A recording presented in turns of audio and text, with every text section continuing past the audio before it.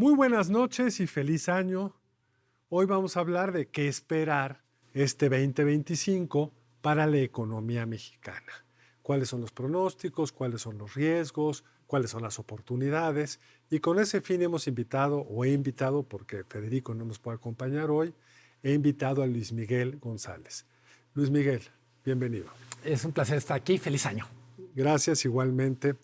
Esta invitación la detonó un artículo que publicaron ustedes en El Economista, donde Luis Miguel es el director, donde con base en datos para América Latina de la CEPAL y de otros países desarrollados de la OCDE, haces como un listado de cuáles son las economías que van a crecer más y cuáles son las que se espera que crezcan menos.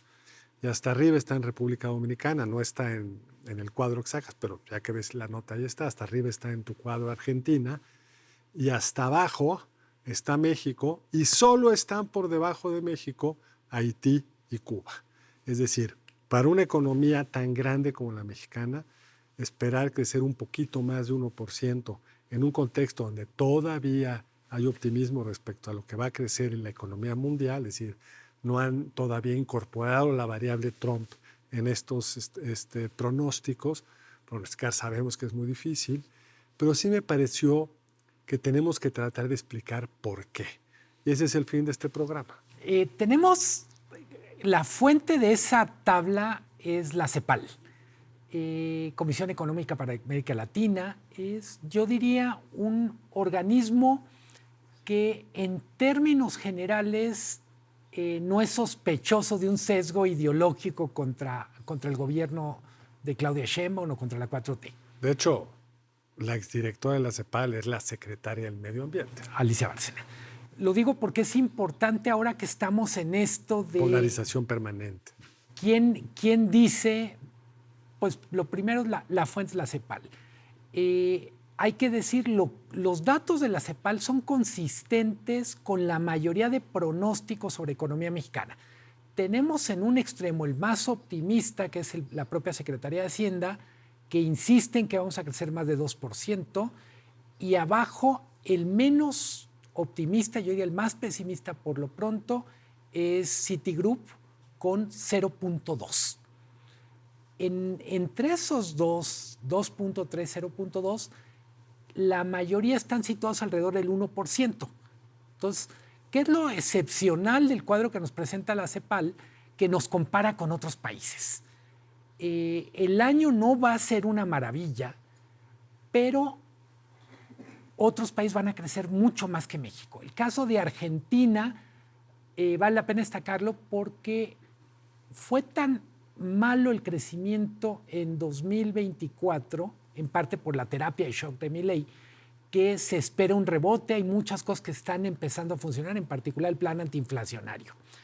De los demás llama la atención países que están enfrentando una coyuntura complicada. Chile, Colombia, Brasil, también traen mejores números que México. En ese sentido, yo diría, nos va a pegar algunas cuestiones internas, pero también la vulnerabilidad frente a Trump. Pero a mí me sorprende que la República Dominicana esté hasta arriba, aún arriba de Argentina. La República Dominicana ha crecido mucho en los últimos años, por supuesto, una economía pequeña, está muy integrada a América del Norte también, distinto porque no es manufacturera, es más turismo, remesas, servicios, pero con una economía como la de Estados Unidos que ha crecido tanto, uno debería esperar que el país menos rico, el más pobre, como la República Dominicana, integrado a Estados Unidos, con una enorme integración a Estados Unidos, creciera más.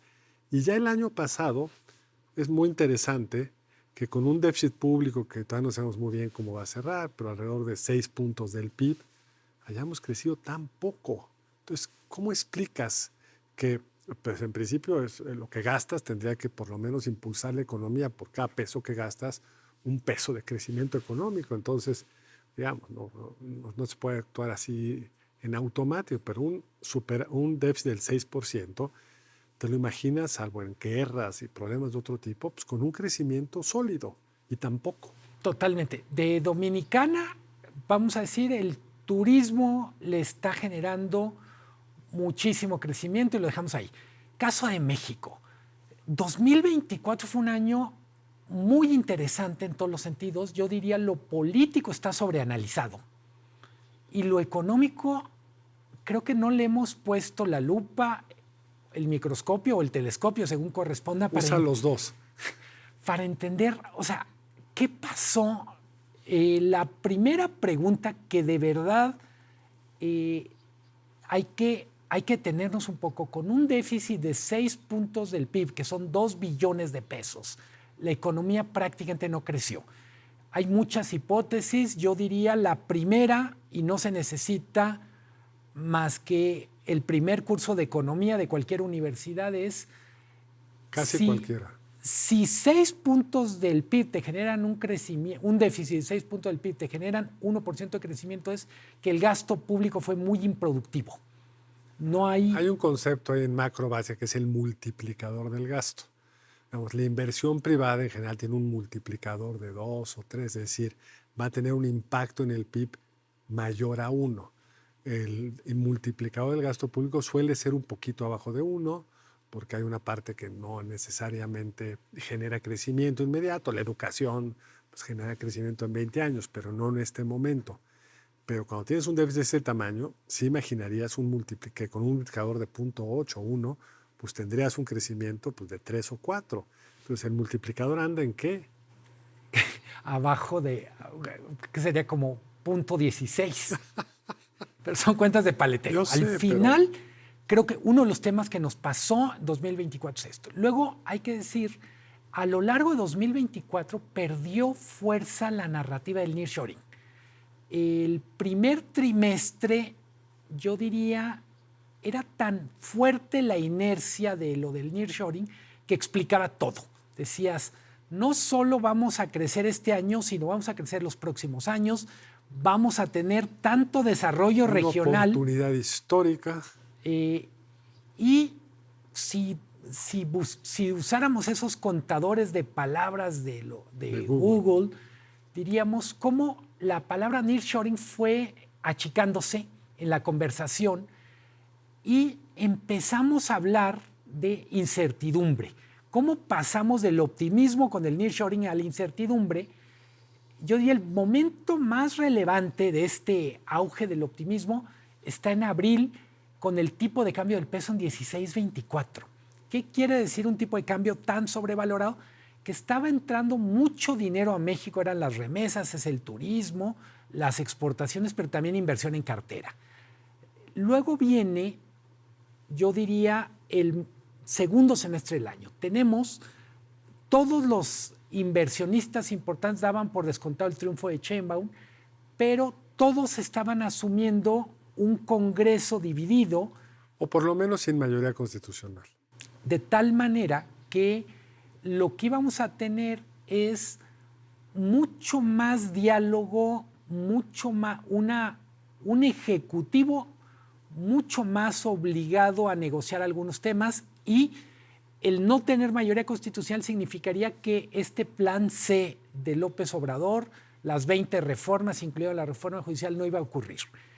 El que el triunfo haya sido tan amplio y que además se haya ratificado, vamos por 20 reformas más los pilones, empezó a meter mucho ruido. Entonces yo diría, el segundo semestre es un semestre donde la economía, mucho antes de que apareciera Trump en escena, empezó a ensombrecerse por el riesgo político.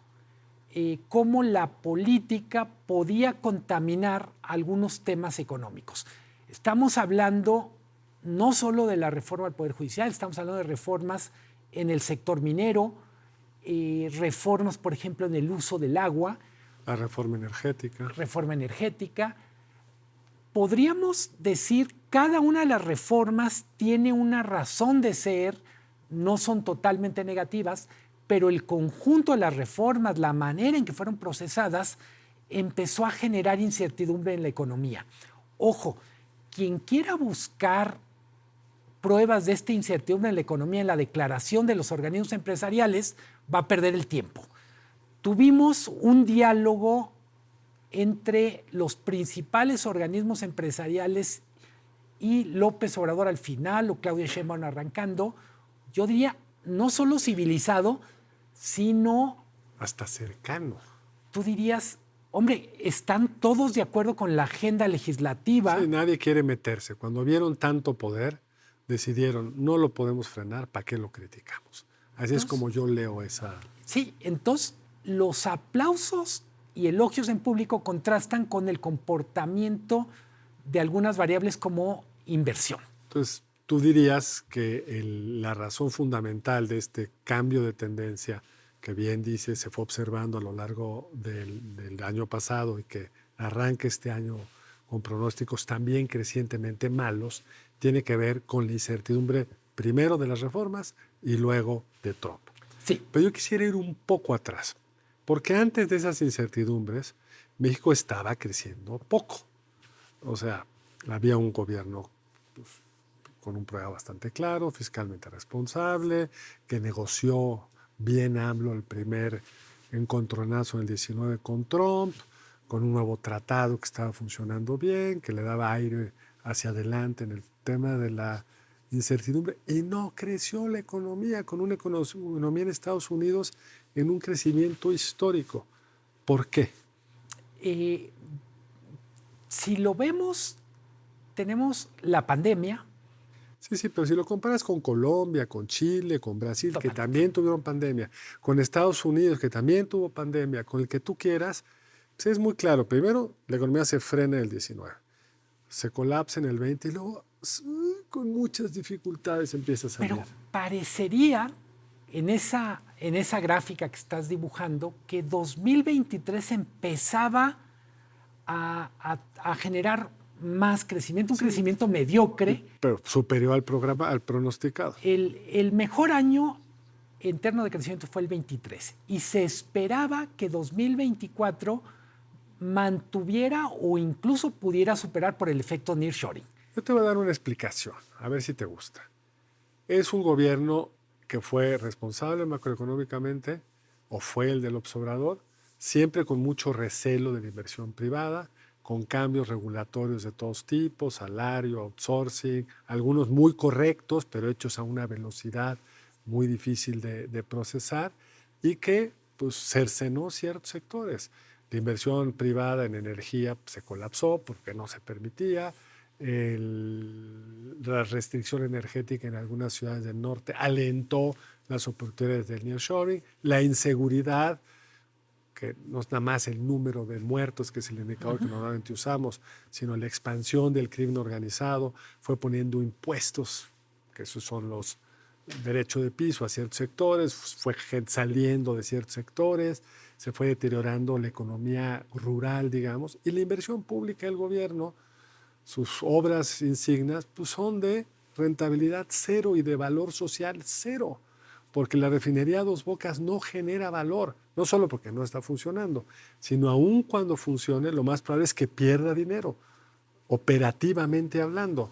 El aeropuerto que hubiéramos podido tener en Texcoco, que hubiera sido un detonador de crecimiento, se fue a esta cosa del AIFA, que no es un hub ni será nunca, pero te voy a tener que dejar que contestes después del corte. Buenísimo. Estamos en un momento más aquí de regreso con Luis Miguel González para analizar la economía en el 25.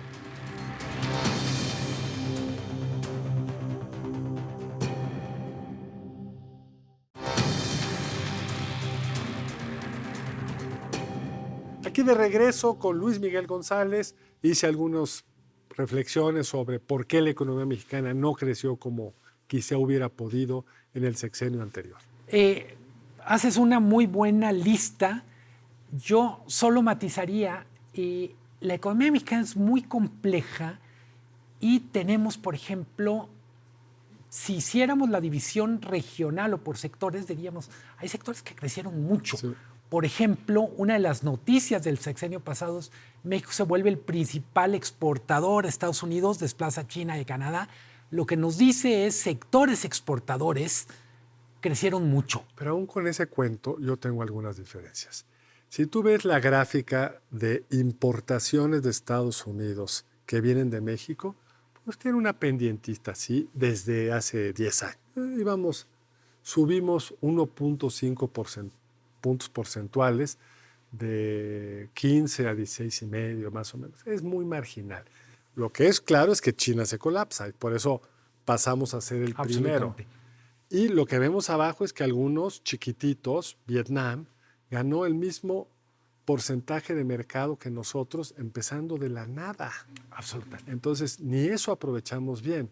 Y el cuento de que sí lo somos, pero no nos olvidemos que es solo el 16% de las importaciones de un país como Estados Unidos que importa respecto al PIB relativamente poco. Sí, lo que quiero enfatizar, Carlos, es siempre que hacemos el balance hablamos del promedio. Y lo que hay que eso decir... tienes toda la razón. Manufacturas como automóviles, le fue a todas. Y pienso en algunas regiones o en el caso particular de un sector que conoces bien tú, parques industriales. Tuvieron un boom. El sector bancario creció muchísimo. Ciertas ciudades, Monterrey, Ciudad Juárez. Lo que quiero decir es, tenemos dentro de nuestra economía regiones, sectores que crecen a tasas asiáticas. Sí, como Tabasco, que fue el que más creció. Y tenemos sectores y actividades, regiones, que tuvieron crecimiento negativo. ¿Cuáles son los sectores que peor le fue? Decías tú, energía es un sector que sufrió mucho el sexenio pasado. No es solo Pemex. Tuvimos una caída importante. Construcción me parece que es un caso, yo diría que va más allá de decir qué pasó con gobierno. Es inversión pública, inversión privada residencial, no residencial. Se construyeron muy pocas casas, por ejemplo. Entonces, ¿qué es lo que vamos teniendo? Un mapa que tenemos las grandes explicaciones que creo que estamos en sintonía, pero luego tenemos la necesidad de decir por qué estos sectores en particular están sufriendo tanto. Construcción me parece emblemático. Yo creo que habría que sacar el microscopio, pero quiero hablar un poco del 25, porque como nos gusta ver las causas, luego no vamos a cumplir con lo que prometimos. 25. 1. La estrategia que ha anunciado Claudia Sheinbaum, una serie de medidas en energía, en infraestructura, en ser el Estado empresario, Mexicana Aviación, ahora los autos eléctricos, el aterrizaje de la reforma judicial, te deja tranquilo como una estrategia que puede cambiar la tendencia más allá de Trump, que quiero cerrar con ello. Creo que lo que estamos viendo con los anuncios de Claudia Sheinbaum es, todavía no queda claro cuántos recursos van detrás de cada aviso o de cada anuncio, cómo se va a ejecutar. ¿Y por qué digo que es muy relevante esto? Tenemos que, Claudia Sheinbaum dice, tenemos que recuperar un papel inversor del Estado. A quienes nos están escuchando, hay mucha influencia de una pensadora italo-británica, Mariana Mazzucato, que habla de un Estado que sea capaz de pensar en grande otra vez, no solo administrar, no solo llenar los huecos de lo que el sector privado no puede hacer. El gran tema es con cuántos recursos cuenta, y ahí entra para mí la primera variable. Tenemos en 2025 que reducir el déficit del que ya hablamos. No podemos operar con menos 2 billones de pesos sin que haya un problema. ¿Cuánto dinero realmente va a tener el gobierno para gastar? Todavía no está claro, porque hay que decirlo, muchos de los anuncios no son tan puntuales respecto a decir esto va a ocurrir en 2025, esto en el 26, esto en el 27. Tenemos, por ejemplo, uno de los anuncios recientes, se achica el número de rutas de Mexicana de Aviación. Uno diría, ya hay un reconocimiento de que esta gran empresa paraestatal va a tener que ser menos grandota. Aunque ya encargaron una serie de aviones, entonces estamos embarcados en ello. Cuando lleguen los aviones tendrán que volar. Pero saliéndonos un poco del esfuerzo de gobierno, sector privado. La gran pregunta es, con las señales que están recibiendo desde las reformas constitucionales, los mensajes de acercamiento de Claudia Sheinbaum a empresarios a través de Altagracia Gómez, a través de los consejos, serán suficientes para detonar más inversión privada? ¿Tú qué crees? Por lo pronto no, porque en el fondo los empresarios yo diría los empresarios serios hacen sus cuentas no a partir de qué tan cerca está la presidenta de ellos, sino a partir de cuáles son las condiciones de mercado, cuánto va a crecer la economía, qué señal están recibiendo de los principales mercados, el caso de Estados Unidos. Entonces, me parece... ¿Y cómo van a aterrizar algunas cosas del sexenio? ¿Qué va a ser del Poder Judicial? El Poder Judicial es especialmente delicado para el sector financiero. La explicación es muy simple. 90% de los créditos que no está pudiendo cobrar la banca terminan en el Poder Judicial local, que por cierto es la parte de la reforma a la que menos atención se le está poniendo, cuando es la que peor funciona. Y es la que tiene que estar lista la reforma constitucional para fin de febrero y serán electos en la elección intermedia. Totalmente. En ese sentido, me parece que veo muy positivo, lo quiero subrayar, hay un cambio de actitud desde la presidencia respecto a la manera en que se comunica con los empresarios. Que es muy bueno. Se habla de que estarán en el cuarto de junto para la renegociación del TEMEC. Se crean estos grupos regionales para tratar de resolver lo que la relocalización o el nearshoring implica en retos locales. Eso me parece que está muy bien. El problema es, el contexto es mucho más complicado. Entonces yo diría, hay una mejor actitud, hay señales más claras en un contexto en donde estructuralmente la economía está en una situación mucho más amenazada. Y los escenarios que quienes nos escuchan y nos ven, para imaginarse un poco cuáles son los distintos escenarios posibles, nunca puede uno pronosticar realmente. ¿Cómo ves tú, crees tú como yo que el escenario predominante, dominante, sería algo inercial, o sea, un crecimiento de bajo, pero sin desequilibrios macro importantes? La economía mexicana en los últimos 35 años tiene una característica que es muy curiosa. Es mala para crecer, pero es buena para la estabilidad. Estabilidad se expresa, yo diría, en dos variables a las que la gente le pone mucha atención. Me refiero a las amas de casa, padre de familia, inflación y tipo de cambio. Entonces, yo doy por hecho que vamos a crecer menos y el escenario deseable es que mantengamos la estabilidad en un contexto de bajo crecimiento.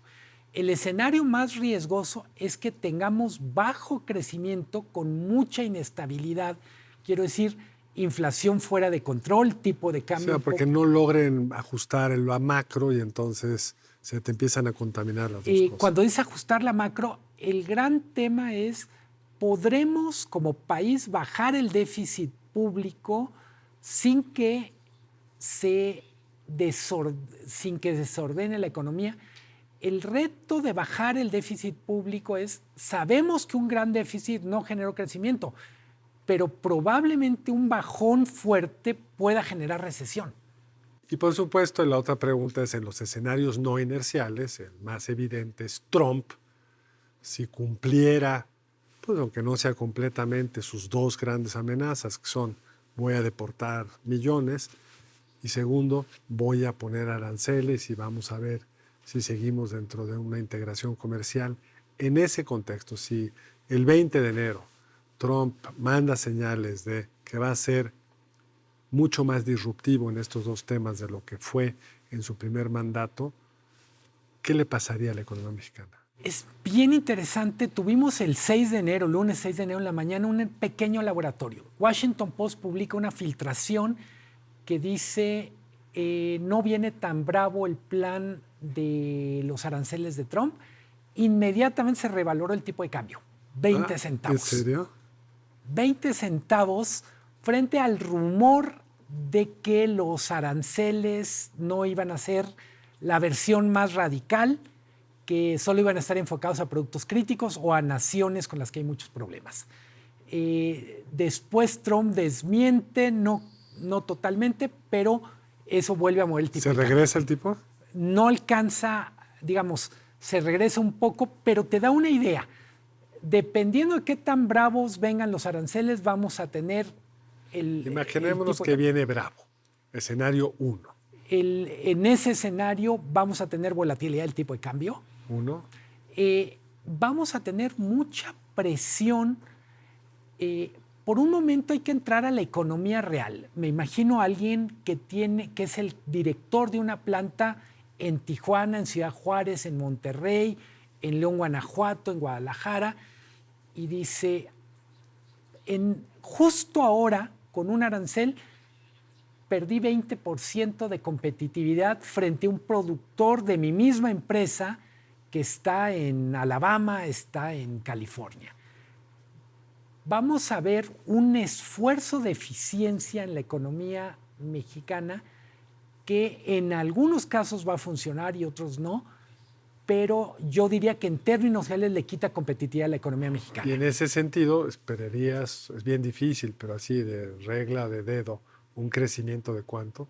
Yo diría, en ese escenario que no es inercial, estaríamos más bien en la zona de cero o de recesión. Recesión, con lo cual el tema fiscal se complica doble, porque por un lado el tipo de cambio te impacta mucho más en Pemex ahora que antes, porque cada vez exportas menos e importas más, y eso te obliga a tener tasas de interés más altas, lo cual te impacta en la deuda interna, que es la mayoría de la deuda del gobierno. Pero nos queda un minuto para cerrar. Me gustaría cerrar con la parte, digamos, menos negativa. México tiene que mantener todos los planes que tiene alrededor del nearshoring. Yo diría, algunas de las exigencias de Trump le vienen bien a la economía mexicana. Por ejemplo, tener más control de las aduanas, de alguna manera sanear la relación con China, en términos de decir, a ver, no está mal tener inversión china clara, tener comercio con China clara, pero es destructivo para nosotros, es autodestructivo en el contexto de América del Norte, tener contrabando chino, tener inversiones piratas chinas. Entonces yo diría, el mejor escenario es, podemos tener un 2025 duro, pero un 2025 donde hagamos la tarea y salgamos fortalecidos para el 2026 o más adelante. Pues me gusta la reflexión, creo que existe esa oportunidad, ojalá que la podamos aprovechar. Y a ustedes que nos acompañaron les agradecemos mucho. Y además, pues espero que salgamos bien, que el escenario del 25 sea el mejor para el país y para ustedes. Buenas noches y gracias.